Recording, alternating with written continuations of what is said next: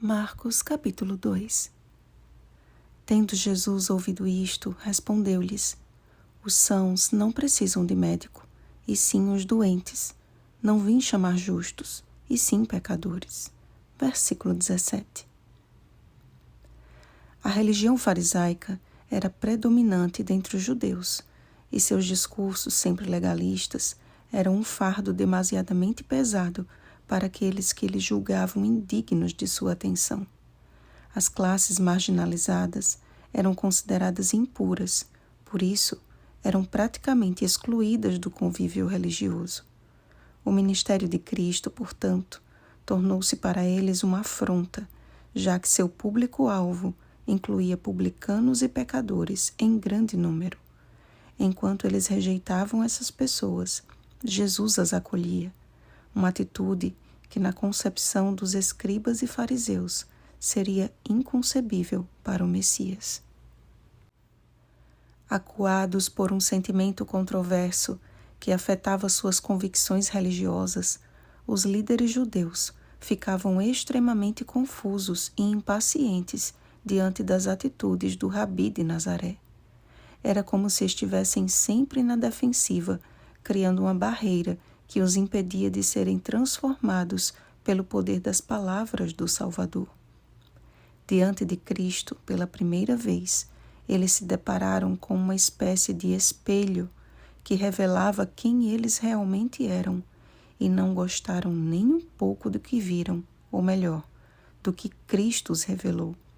Contudo, ao perceberem que Jesus conseguia ler os seus pensamentos e desvendar-lhes as intenções, ao invés de entregarem o coração para uma mudança, permitiram que a inveja e o orgulho os cegassem cada vez mais para compreenderem que dentre todos aqueles que acusavam como pecadores, eles eram os que mais precisavam da cura do médico dos médicos.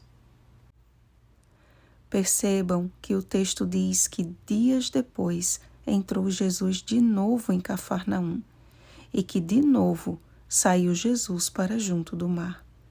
O Deus da segunda chance retornava para determinados lugares com o fim de ir em busca de corações que haviam resistido antes, mas que não resistiriam ao segundo toque, ao segundo olhar, ao segundo chamado do único que provou amá-los, apesar de seus erros passados, apesar de suas vidas promíscuas, apesar de seus corações corruptos. Em Jesus, eles não encontraram acusações, olhares de desprezo ou rejeição, mas o irrecusável convite do amor a lhes dizer: segue-me.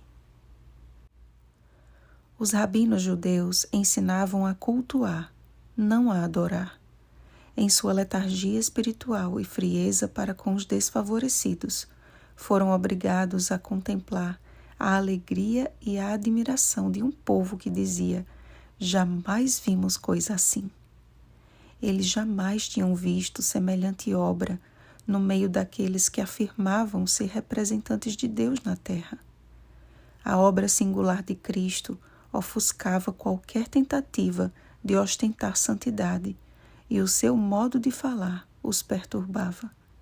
As suas rígidas regras quanto ao jejum, mas principalmente quanto ao sábado, foram abatidas pelo Senhor, que nos deu estes dois benefícios sagrados como bênçãos para o homem. O jejum nos aproxima de Deus, nos fortalece contra as tentações e aumenta o nosso senso de dependência do Senhor. Já o sábado foi estabelecido por causa do homem, e não o homem por causa do sábado. Instituído após a criação do mundo, este dia permanece como um repouso para o povo de Deus. Hebreus capítulo 4, versículo 9. Cristo sabe exatamente onde encontrar aqueles que aceitarão o seu chamado e o seguirão. Ele conhece as suas ovelhas e, com amor e paciência, tem buscado por cada uma delas. Todos nós fomos criados para sermos suas ovelhas, mas nem todos aceitam os cuidados do bom pastor. Ele respeita a nossa decisão, mas como pastor zeloso e compassivo, está sempre à espera de ouvir o balido de socorro das desgarradas. O senso de justiça própria dos líderes judeus os impediu de enxergar a sua real condição, fora do aprisco do Senhor. De todos os perigos que existem, eu creio que o pior deles seja aquele que convivemos como se fosse algo inofensivo. Fazer parte de uma igreja, afirmar ser cristão e deixar de fazer algumas coisas que o mundo faz, não nos asseguram a salvação. A salvação está na pessoa de Jesus Cristo, e obedecer a sua palavra torna-se uma resposta de amor e um deleite para aqueles que o amam. A prática do jejum não deve ser um meio de recriminar aqueles que não o praticam. Assim como a observância do sábado, como o dia santo do Senhor, não deve ser motivo de dissensões.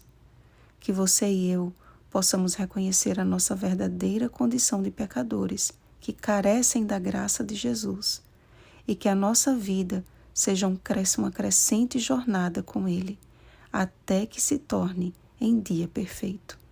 Provérbios capítulo 4, versículo 18. Oremos, amados. Pai de amor e de bondade, a Tua palavra tem sido anunciada pelos Teus mensageiros. Dá-nos ouvidos sensíveis e humildes para Te ouvir e obedecer. Perdoa os nossos pecados e nos cura da paralisia espiritual, para que a Tua obra em nós glorifique o Teu nome.